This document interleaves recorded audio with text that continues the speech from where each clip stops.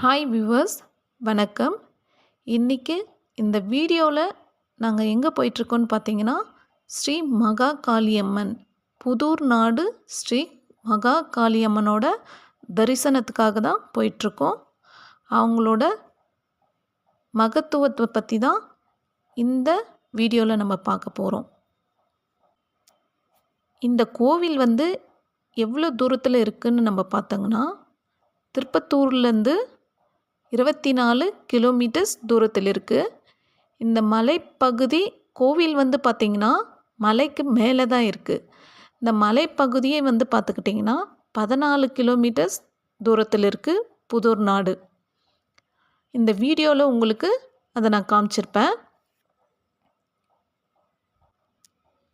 முதல்லலாம் இந்த வழி பார்த்துக்கிட்டிங்கன்னா கொஞ்சம் சின்னதாகவே இருக்கும். ஆனால் இப்போ நல்லாவே வழியெல்லாம் நல்லா ரோடு போட்டு நல்லாவே வச்சுருக்காங்க.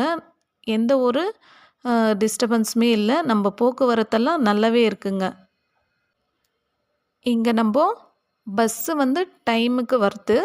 அதே போல் நம்ம தனியாக 2 வீலரில் போகலாம், காரில் போகலாம், எதில் வேணால் நம்ம போயிட்டு வரலாம். அந்த வசதி நல்லாவே இருக்குங்க. மலைப்பகுதியாக இருந்தாலும் நல்ல நேச்சராக நல்லாவே ரோடு வசதியெல்லாம் நல்லா இருக்குது. நீங்கள் எந்த ஒரு பயமும் தேவையில்லை.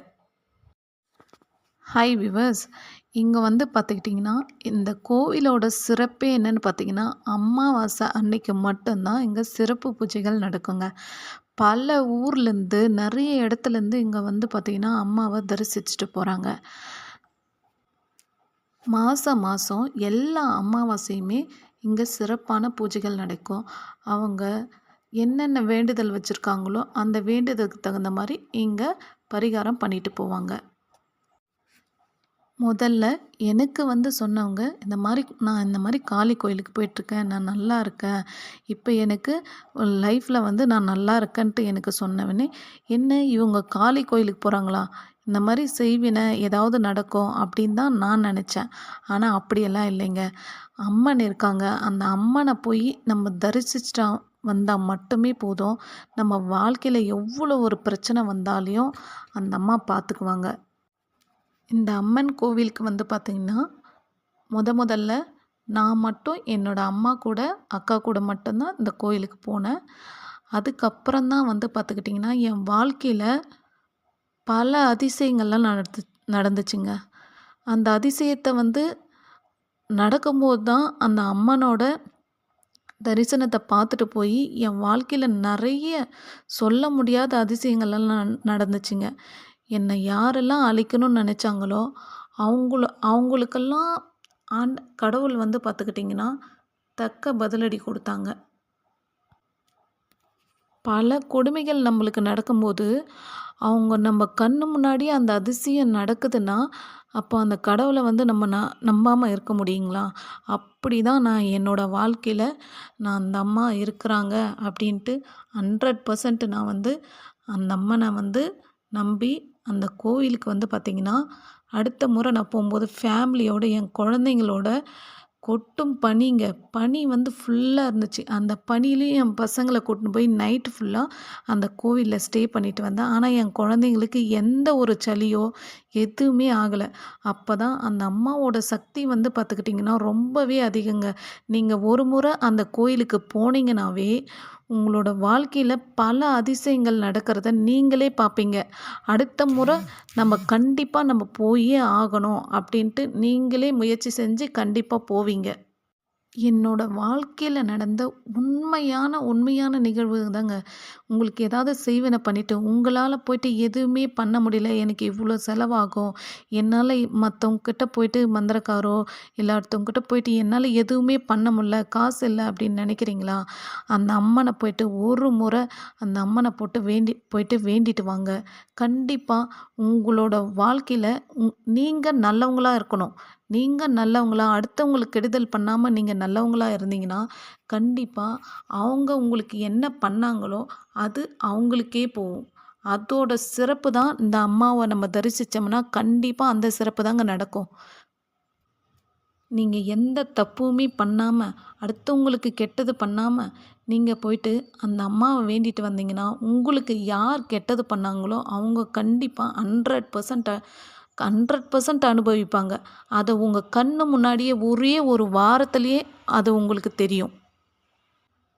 அப்ப கண்டிப்பா நீங்க அந்த அம்மன நினைப்பீங்க.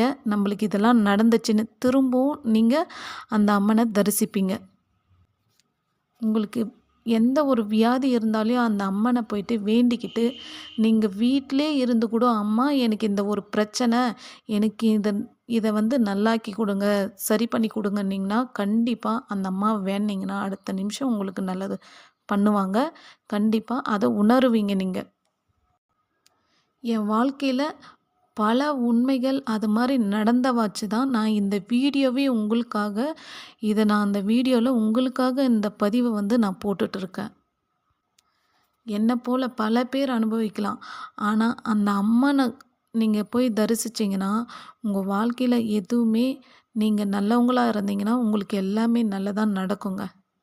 இங்க வந்து பார்த்துக்கிட்டிங்கன்னா, அம்மனோட சூலம் வச்சிருப்பாங்க. அங்க போயி நம்ம பூஜை பண்ணி, நம்ம சாமி கும்பிட்டு, அடுத்தது அம்மனோட புத்து இருக்கும். அந்த புத்த நம்ப கற்பூரம் ஏத்தி வணங்கிட்டு, அதுக்கப்புறம் தான் நம்ப சாமிய பார்க்க போறோம். சாமிய பார்த்து, சாமியோட தரிசனத்த பார்த்துட்டு, உங்களுக்கு என்ன வேண்டுதல் இருக்கோ, உங்களோட கணவன், மனைவி பிரச்சனையா இருந்தீங்கன்னா, கண்டிப்பா நிறைவேத்தி வைப்பாங்க. அவங்களுக்கு எந்த ஒரு பிரச்சனையும் இல்லாம கண்டிப்பா உங்களுக்கு உங்களோட வேண்டுதல வந்து நிறைவேத்தி வைப்பாங்க. அதே மாரி உங்களுக்கு குழந்தை இல்லைனாலும், கண்டிப்பா அந்த கோவிலுக்கு போனீங்களா, அந்த அம்மன வேண்டிட்டு அங்க தொட்டில் கட்டிட்டு வந்தா, கண்டிப்பா குழந்தை பாக்கியம் கிடைக்குதுங்க.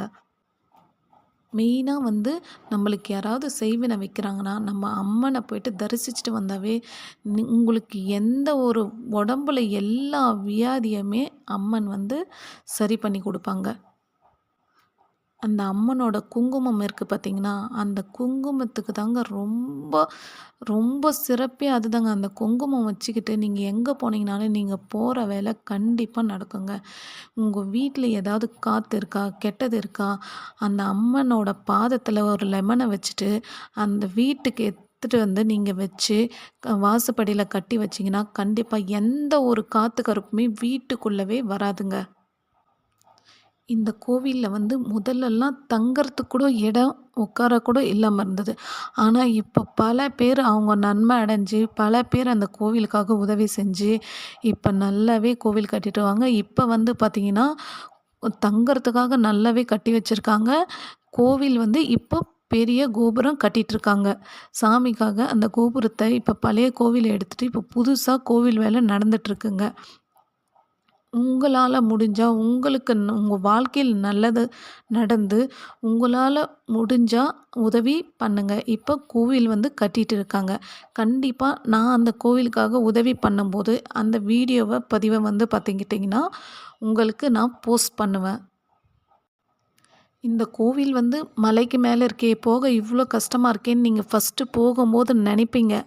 ஆனா, அம்மனோட அருள பெற்று திரும்பவும் வந்து பார்த்துக்கிட்டிங்கன்னா, நீங்க உங்களுக்கு நல்லது நடக்கும்போது, நீங்க திரும்பவும் அடுத்த அமாவாசை நம்ம போலாம் அப்படின்ற எண்ணம் உங்களுக்கே வரும். அத நீங்களே உணர்வீங்க. கண்டிப்பா அப்ப நீங்க நெனைப்பீங்க, இந்த வீடியோல நம்மளுக்கு சொன்னாங்களே, ஆனா கண்டிப்பா அது நடந்துச்சுன்னு நீங்களே நெனைப்பீங்க. இந்த கோவிலுக்கு வந்து பார்க்க முடியாதவங்க, இந்த வீடியோல வந்து பார்த்தோன்னா, அம்மனோட தரிசனத்த நான் காமிச்சிருப்பேன். இந்த வீடியோல அம்மன் வந்து காமிச்சிருப்பேன். நீங்க வந்து அ அம்மன பார்த்து வணங்கிக்கோங்க. உங்களுக்கு கண்டிப்பா நல்லது நடக்கும். வர முடியலையே, நம்மளால போக முடியலையேன்னு என்றவங்க, கண்டிப்பா அந்த அம்மன பார்த்து வேண்டிக்கோங்க. கண்டிப்பா உங்களுக்கு நல்லது நடக்கும். இந்த கோவில்ல வந்து பார்த்தீங்கன்னா, சிறப்பு கட்டணமா ரூ. 20 தாங்க வாங்குறாங்க. நம்ம கியூல போயிட்டு சாமிய நம்ம தரிசனம் பண்ணுறதும் பண்ணலாம். இல்ல எங்களுக்கு வந்து லேட் ஆகுது, நாங்க வண்டியில வந்து வீட்டுக்கு போய் ஆகணும் சீக்கிரம்னு நெனைக்கிறவங்க, ரூ. 20 ஒரு ஆளுக்கு கட்டணம் பண்ணிட்டு, நீங்க சாமிய வந்து நல்லா தரிசனம் பண்ணிட்டு போகலாம்.